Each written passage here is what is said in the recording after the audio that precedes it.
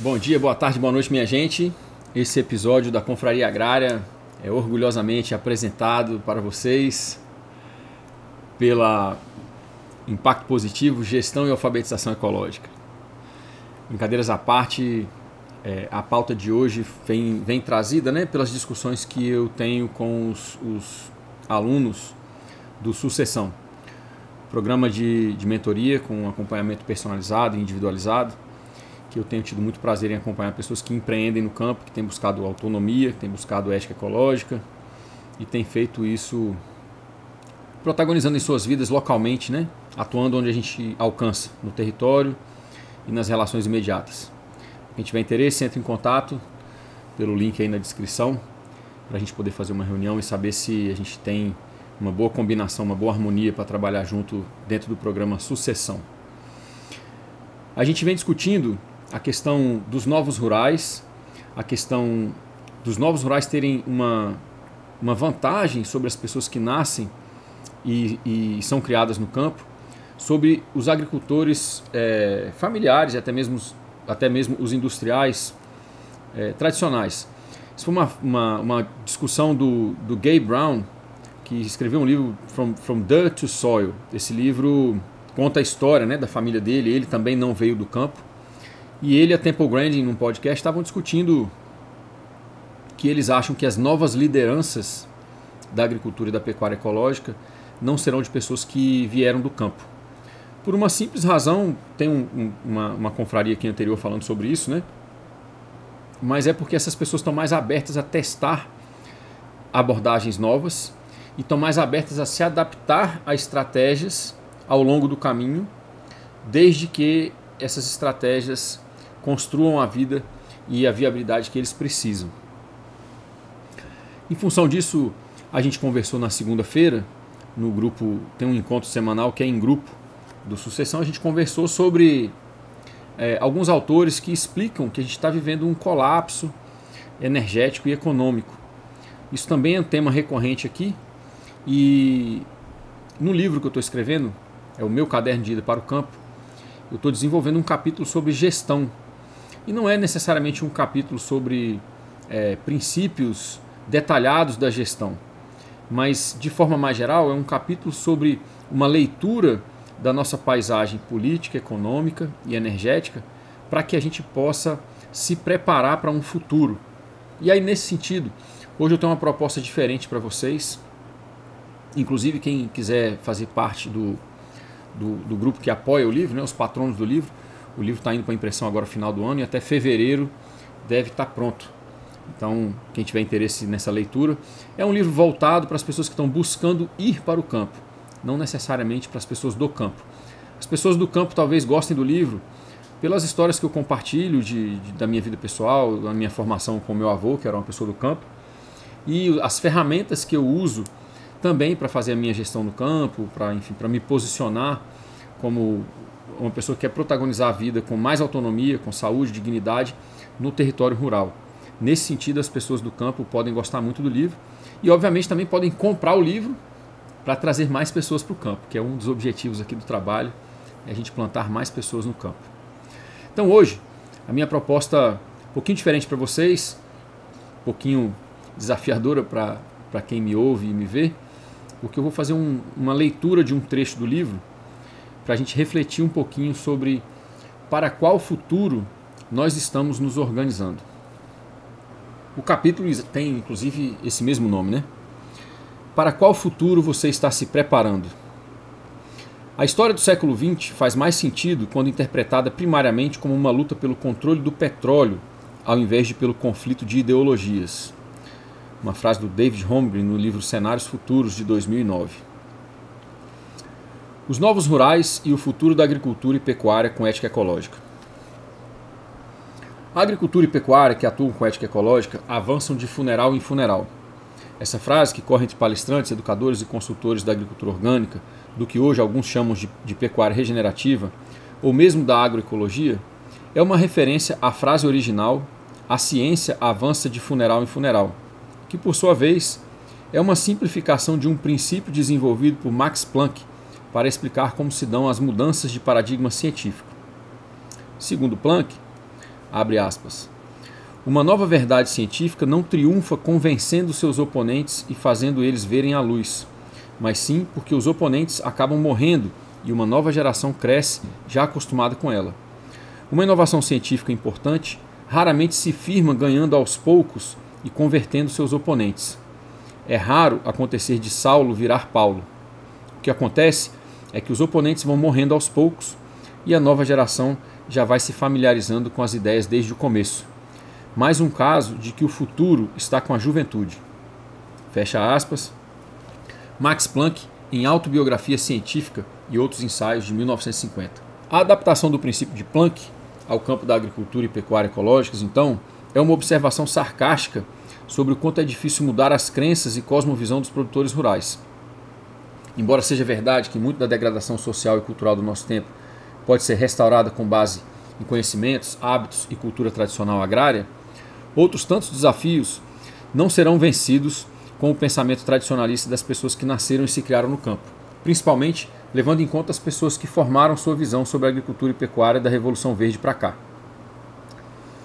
O desafio imediato que a agricultura e a pecuária sofrem é como aumentar a produção alimentar para dar conta da população que cresce, enquanto recuperamos a saúde e vigor dos ecossistemas que já degradamos até o momento presente. Essa virada precisa ser feita usando a mesma quantidade de terra, menos petróleo, menos água e menos nitrogênio em um cenário regido pelo aquecimento global, conturbações sociais, crise financeira e talvez uma iminente terceira guerra mundial. A situação atual de falta de acesso ao alimento produzido, perda de biodiversidade biológica, erosão do solo superior e as doenças causadas pelo uso de agrotóxicos e alimentos geneticamente modificados, por exemplo, mostram claramente que esse desafio não pode ser vencido pelo modelo de produção do agronegócio. Uma opinião do Miguel Altieri, autor da Agroecologia, em uma entrevista de 2015. A razão pela qual a fome no mundo continua crescendo não é porque não produzimos alimento o suficiente. O problema é o acesso à comida e a desigualdade social e econômica. Nos Estados Unidos e na Europa, cada pessoa joga fora em média 115 quilos de comida por ano, enquanto aproximadamente 2/3 da população mundial em países em desenvolvimento ainda vive na pobreza, ganha menos de $3 por dia e não consegue comprar alimento suficiente para sobreviver. A razão verdadeira por que temos fome no mundo é porque a agricultura é controlada por corporações, e essas corporações controlam o que e como os produtores devem produzir e o que os consumidores podem consumir. Também Miguel Altieri, 2015. Além da produção do alimento pelo agronegócio só alimentar 30% da população mundial, ela usa de 70% a 80% das terras aráveis, 70% da água e 80% dos combustíveis fósseis usados na agricultura. Altieri, 2015. Agravando ainda mais a situação, a erosão causada pelo modelo industrial perde em média 10 toneladas de solo por ano para produzir 500 quilos de alimento por pessoa. Em outras palavras, produzimos 20 vezes mais erosão do que alimento por pessoa por ano. Uma observação do Alan Savory. Por essas razões, precisamos adotar sistemas de produção alimentar que não dependam de combustíveis fósseis e que funcionem recuperando a saúde ecossistêmica dos territórios. Sistemas de produção agroecológicos, por exemplo, são resilientes no que tange às mudanças climáticas e são multifuncionais, provendo serviços ecológicos, sociais, culturais e econômicos. A agroecologia também pode se tornar a base para a criação de sistemas de produção e distribuição locais de alimentos. Altieri, 2015. Os pequenos produtores rurais ao redor do mundo, em comparação com o agronegócio, produzem de 50% a 75% da comida que alimenta a população mundial, usando apenas de 25% a 30% das terras aráveis, 30% da água e 20% dos combustíveis fósseis usados na agricultura. Altieri, 2015 e Titonel, 2014. O que é mais importante, os pequenos produtores rurais que fazem uso de abordagens com ética ecológica, como a agroecologia, por exemplo, são 20 vezes mais energeticamente eficientes do que o agronegócio e os grandes latifúndios. Enquanto o método mais eficiente do agronegócio tem que investir 1 quilocaloria para produzir 1,5 quilocaloria de alimento, um pequeno produtor rural investe 1 quilocaloria para produzir 30 por hectare.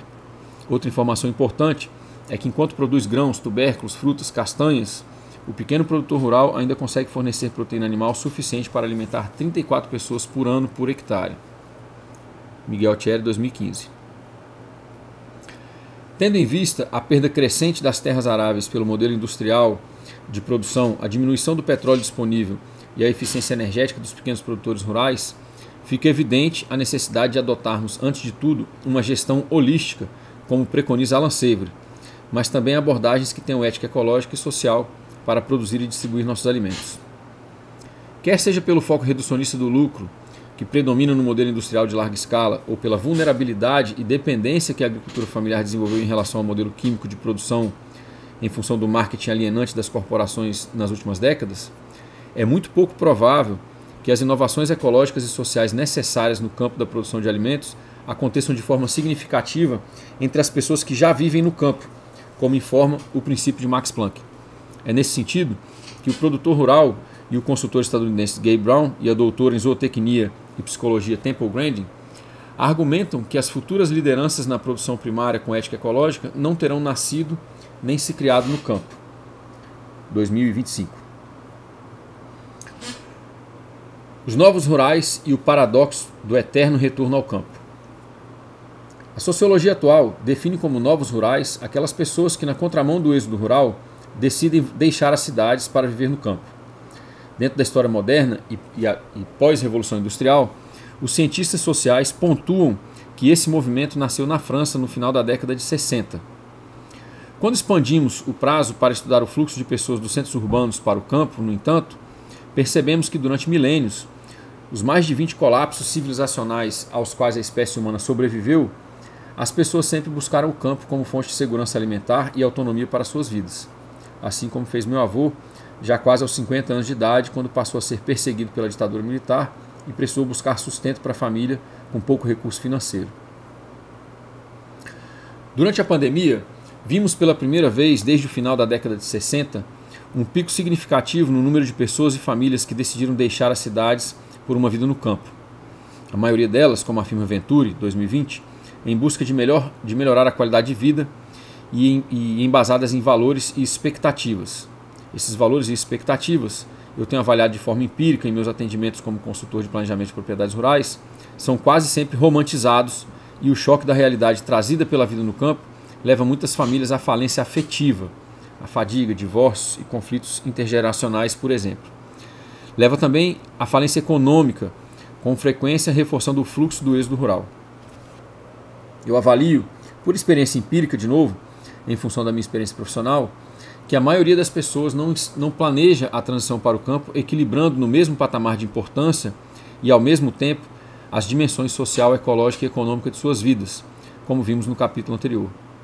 Enquanto algumas buscam realizar intuitivamente um sonho de conexão com a natureza, muitas simplesmente surtam depois de suportar anos de violência nas cidades verticais e populosas. Edificadas sobre a égide do modelo econômico vigente, essas cidades são incapazes de prover um viver saudável, digno e integrado à natureza. Por anos, essas pessoas vivem o que chamam de dissonância da desconexão. De forma intuitiva, elas sabem que a vida urbana desarmoniza seus ciclos circadianos, degrada sua saúde e mutila suas habilidades sensoriais. Mas sem saber que outras formas de viver podem ser possíveis e viáveis, elas postergam ou nunca executam a resolução harmônica de seus anseios em um território saudável. Muitas dessas pessoas, que ao invés de planejar a transição fogem das cidades impetuosamente, chegam no campo trazendo consigo a violência interiorizada da vida nos centros urbanos, suas dores, seus traumas e principalmente seus vieses ideológicos e políticos. São essas pessoas que, por mais bem intencionadas, por mais que amem a natureza e busquem ser espiritualmente evoluídas, gentrificam as paisagens geográficas, ecológicas e culturais dos lugares por onde se mudam.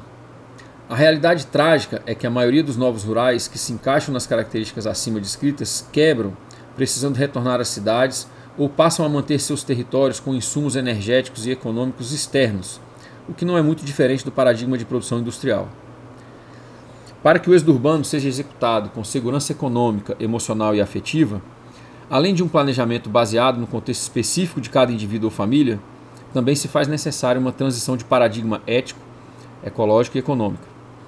Os novos rurais que conseguem viabilidade econômica com qualidade de vida, enquanto restauram a saúde ecossistêmica de suas propriedades, compartilham 3 capacidades essenciais: a de persistir, a persistência, a de se adaptar frente aos desafios, a adaptabilidade, e a de se aprimorar a cada crise, trazendo um impacto positivo para suas ações após cada crise. Essas capacidades foram ressaltadas pelos cientistas e psicólogos ambientais Nazi, Jans e Steg, em 2023, na formação do que eles batizaram de transiliência climática. A capacidade de não só voltar ao normal depois de uma crise, como definimos a resiliência, mas de aproveitar as crises para aprimorarmos nossas capacidades. No contexto das pessoas que têm tido sucesso em suas vidas e empreendimentos rurais, eu passei a dizer que elas têm transiliência rural. Mais abaixo, além das capacidades que formam a transiliência rural, eu compartilho algumas estratégias e táticas que se repetem entre as pessoas e negócios que têm tido sucesso como inovadores no campo. Antes, no entanto, preciso fazer uma ressalva. Todos os princípios, abordagens e práticas que compartilho servem igualmente bem a empreendimentos e estilos de vida que se estabelecem no campo, mas não integram a produção primária. O campo precisa de arte, de bons professores, de eventos, comércio, logística, hotelaria e uma infinidade de outros serviços que se interligam com a agricultura e a pecuária ecológicas. Você não precisa ser um agricultor ou pecuarista para ter uma vida de sucesso integral no campo, mas frente ao cenário econômico, energético e político que se monta hoje, é sábio construir o máximo possível de autonomia e conhecimento generalista sobre as 5 áreas essenciais das nossas vidas: a moradia, a água, a alimentação, a saúde e a mobilidade. O viver agrário com ética ecológica enfrenta 3 grandes riscos. A dívida, a sazonalidade e as variações do preço de mercado são, nessa ordem, os maiores riscos impostos para os produtores e produtoras rurais. Esses 3 riscos são ainda mais graves para a agricultura familiar e para os novos rurais que frequentemente começam suas vidas no campo com um financiamento para comprar a propriedade, construir as edificações e implantar os sistemas de produção. A não ser para os novos rurais que podem vender um imóvel urbano para comprar um rural, as alternativas de acesso à terra são o financiamento, se juntar ao MST, ou estratégias específicas traçadas com base em outras formas de capital que a pessoa ou família tem.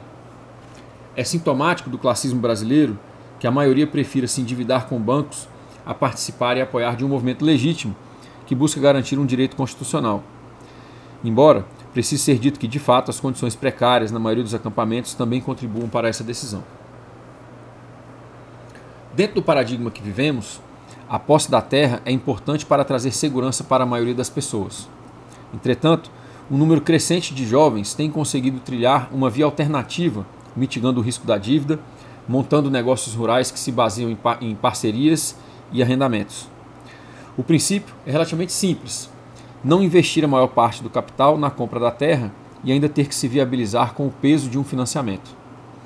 Ao invés disso, esses jovens buscam controlar, ao invés de possuir, um território por meio de um arrendamento de longo prazo e investem o seu capital em infraestruturas móveis e animais de genética adaptada para começar seus empreendimentos rurais. Essa abordagem tem sido promovida pelo pecuarista ecológico Greg Judy desde a publicação de seu livro No Risk Ranching, Custom Grazing on Leased Land, que em tradução livre ficaria algo como pecuária sem risco, pastoreio personalizado em terras arrendadas. Outras formas de produção cooperativa e associativa têm se tornado mais frequente também nos empreendimentos que se baseiam em hortas e pomares agroecológicos ou agroflorestais. Nesse caso, as pessoas mais jovens que entram com conhecimento e força física precisam se defender muito bem com um bom alinhamento de expectativas e um contrato assinado entre partes. Em geral, as pessoas que não têm acesso ao território já vivem mais vulnerabilizadas, e as que têm a posse frequentemente não conseguem se colocar no lugar de quem não tem. Para que essa relação seja simétrica, é importante que quem entra com o capital experiencial, intelectual e social saiba equiparar em contrato a sua contribuição com quem tem o território, o capital material e o capital financeiro.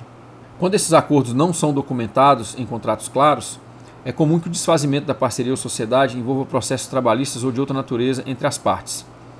Seja você uma pessoa que tem uma propriedade e está buscando ampliar sua capacidade de trabalho, ou uma pessoa mais jovem com conhecimento e condições físicas para o trabalho mais pesado, não deixe de buscar um advogado para elaborar um contrato que documente claramente o que está sendo acordado. é um investimento barato frente às dores de cabeça, desapontamentos e prejuízos que a falta dele pode acarretar. O segundo maior risco é a sazonalidade, e esse risco é multifacetado. A sazonalidade é risco no sentido de que as mudanças climáticas trazem instabilidades para as regiões que se desenvolveram no aspecto agrícola, contando com padrões estáveis de chuvas e temperaturas, mas também no sentido de que quem se viabiliza a partir de um território o faz dentro do pulsar natural de cada região. Pecuaristas familiares e ecológicos geralmente têm suas estações de parição na primavera, a estação de maior oferta de forragem, e portanto tem sua colheita em torno de 6 meses depois, no caso da ovinocultura, por exemplo. As famílias que planejam sua renda principal em torno da produção agroflorestal para escoar um café gourmet precisam manejar seus sistemas por pelo menos 3 anos e precisam fazer a colheita durante os meses mais frios. Esses são só alguns exemplos de como os negócios baseados no campo não podem fugir às condições climáticas de cada região. Muito se debate hoje sobre a questão da origem das mudanças climáticas. Seriam elas decorrentes do movimento planetário, da ação industrial e em escala global da economia vigente, da geoengenharia praticada secretamente pelas corporações, ou uma conspiração da elite financeira para controlar o uso do território e o comportamento da população? Nos centros urbanos, esse debate é aguerrido e os argumentos usados por esse ou aquele espectro político dividem ainda mais a população, porque se concentram mais em desqualificar o outro debatedor, o ad hominem, do que em levantar informações fidedignas e úteis para que as pessoas comuns possam se preparar. No campo, as mudanças são menos debatidas e mais vividas. Seja lá qual for a combinação das causas dessas mudanças, afinal é pouco provável que um fenômeno complexo como esse tenha uma causa única, no campo, desde a agricultura de subsistência até a escala industrial, se debate mais como se adaptar a essa realidade. Ao invés de ficarmos viciados no debate político pelas pautas da macropolítica, ou mesmo no exercício intelectual da descoberta de novos fatos que confirmem nossas leituras, no campo devemos nos dedicar a desenvolver os conhecimentos, estratégias e táticas necessárias para que a sazonalidade não nos leve à falência. As variações do preço de mercado são o terceiro maior risco. Quanto mais longa for a cadeia de produção e consumo, e quanto mais baseada no modelo industrial, menor será o nosso controle sobre a precificação final dos nossos produtos e as variações nos custos de produção. Durante a pandemia, muitos negócios rurais baseados em cadeias longas de produção, distribuição e consumo faliram, enquanto negócios locais que conseguiram burlar as normas de confinamento ou receberam autorização para operar apesar delas sobreviveram. Poucos anos depois, a guerra entre a Rússia e a Ucrânia afetou produtores rurais desde a pequena até a grande escala em vários países. Primeiro, porque aquela região é responsável por 1/3 de todo o suprimento de trigo do globo. Segundo, porque a Rússia e a Ucrânia também estão entre os principais produtores de potássio, usado no adubo químico NPK, nitrogênio, fósforo e potássio, e do fosfato natural, usado na adubação mineral. Outro fator que tira dos produtores a agência sobre seu custo de produção e precificação final quando a produção, independente da escala, se baseia no modelo químico, são as variações do preço de petróleo.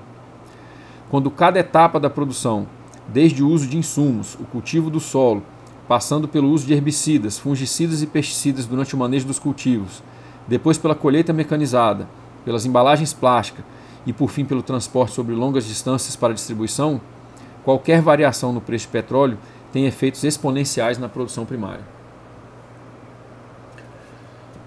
Antes de compartilhar as estratégias ecológicas de gestão e planejamento que têm fomentado o sucesso entre as pessoas que empreendem no campo, no entanto, eu preciso explicar de forma mais detalhada como a economia vigente já vive um colapso sem precedentes e como esse colapso está diretamente ligado com a nossa cegueira energética, uma observação do economista ecológico Nate Higgins. Eu encerro por aqui a leitura, mas uma boa introdução desse capítulo de gestão do livro Meu Caderno de Ida para o Campo e um bom compartilhamento, de limites do nosso tempo e do porquê nós devemos estar nos preparando para um futuro onde as pessoas comuns têm cada vez menos acesso à energia. Menos acesso à energia significa também um dinheiro com cada vez menos poder de compra. Essas coisas estão intimamente interligadas e a maioria das pessoas não faz essa conexão. O trabalho do Nate Higgins é muito importante nesse sentido. O livro faz uma costura de várias fontes em várias áreas uma característica do meu trabalho e da minha vida, né? Passei por muitos campos profissionais e me formei lendo em campos diversos. Então o livro traz essa miscelânea de fontes, de autores, de exemplos que podem nos inspirar a construir um viver ecológico, porém viável. Eu compartilho no livro uma opinião que eu venho compartilhando com clientes e com alunos, né?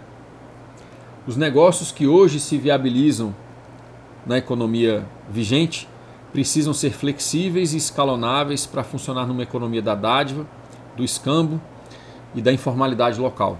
É fundamental esse paradigma. Enquanto a gente vive na economia vigente, a gente precisa ser lucrativo. Mas a gente precisa se planejar para um possível cenário, bem provável inclusive, de que essa lucratividade seja cada vez mais colocada em risco. E nesse sentido, eu pergunto para vocês quais são as nossas apólices de seguro. Apólice de seguro em termos, por exemplo, afetivos e emocionais. Como nós vamos assegurar as nossas relações locais, que são importantes para a gente. Relações familiares, com vizinhos, com a comunidade. Como vamos assegurar uma cultura, hábitos, conhecimentos, mitologia, cosmovisão, capazes de nos manter fortes, saudáveis, frente a desafios muito grandes na mudança de estilo de vida, né? Como que a gente vai manter uma abundância? Como que a gente vai manter a nossa possibilidade de realizar trabalho? Como que a gente vai manter o nosso acesso a quilocalorias de alimento, a moradia digna, a água limpa, a saúde, a mobilidade, frente a um colapso econômico ainda mais acentuado e agravado do que o que a gente já vive? São perguntas importantes para quem está buscando se viabilizar no campo, fazer uma transição ecológica, e são perguntas igualmente importantes para quem já vive no campo, já conseguiu viver até aqui, mas precisa planejar o futuro não baseado numa somatória de avaliações do passado, mas numa projeção de possíveis cenários onde a gente tem cada vez menos acesso à energia. Reflexões importantes para o nosso tempo. Deixei para mim nos comentários o que essa leitura provoca de reflexão para vocês. Vou ficando por aqui. Essa é a Confraria Agrária. A gente vai para o YouTube toda quarta-feira às 10 horas da manhã, às vezes ao vivo, às vezes não. E um compartilhar aqui do meu caderno de ida para o campo. Um livro que sai agora entre o final do ano e o comecinho do ano que vem, e que você pode comprar pelo acesso do link que está na descrição do vídeo também. Obrigado.